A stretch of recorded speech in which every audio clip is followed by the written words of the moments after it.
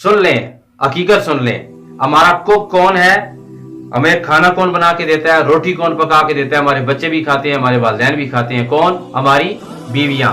हमारा धोबी कौन है, हमें कपड़े धो के इस्त्री करके हमें कौन पेश करता है, हमारी बीवियां।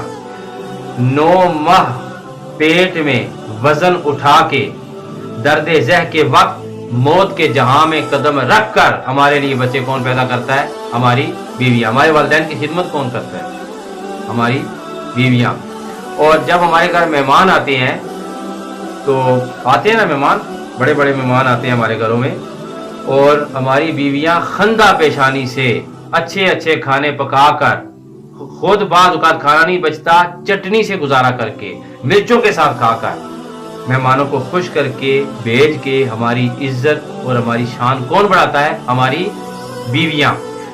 अच्छा ये बताएं, जिस वक्त हम काम में जाते हैं और घर में पीछे कैदे तन्हाई कौन गुजारता है, घर में पीछे बच्चों को कौन संभालता है, घर में पीछे सफाई कौन करता है, घर में सारे काम कौन सर अंजाम देता है, हमारे वालिदैन की खबरगिरी कौन करता है, हमारी बीवियां।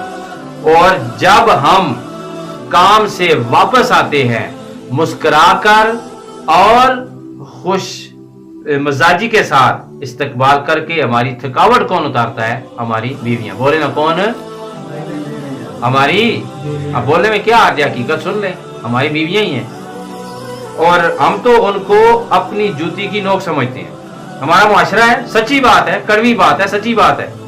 हम तो हमेशा ये कहते हैं कि जो शोर है वो जनाब बजाती खुदा है, इजाजत होती तो इसे सजदे की होती। लेकिन हम ये भूल जाते हैं कि ये वही बीवी है हमारी, ये वही औरत है। जब ये माँ बनती है तो अल्लाह ताला ने इसके कदमों के नीचे जन्नत भी रखी हुई, ये वही है, ये हम भूल जाते हैं। और अगर आपकी खिदमत में मैं बयान करूं कि हालात जैसे भी हों, उनके सांचे में डलकर सारी जिंदगी हमारे नाम कौन करता है, हमारी, बोलिए, हमारी।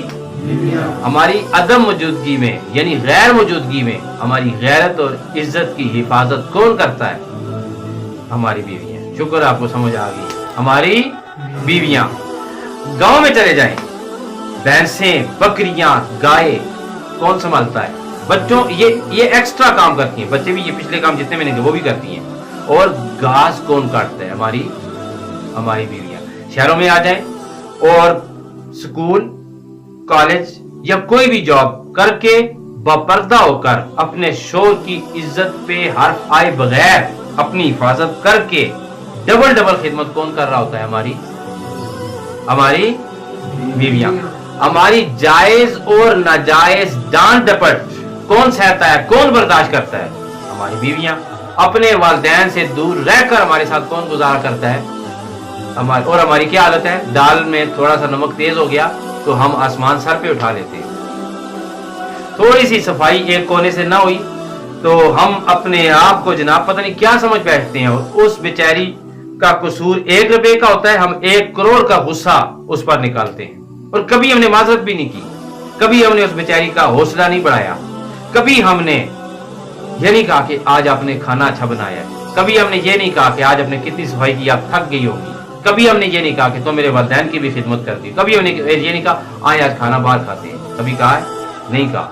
कभी हमारे मुआशरे वाले लोग, हम नहीं कहते कि आज आए आपको आउटिंग पे ले जाते हैं, लेक व्यू पार्क ले जाते हैं, आपको फातिमा जिन्ना पार्क ले जाते हैं, आज आपको जनाब यू पार्क ले जाते हैं, कभी कहा है, कभी भी नहीं कहते। हमारी बीवियां जो है हमारी इज्जत है, हमारी शान है, हमारी शान और शौकत है, हमारे घर की रूह है।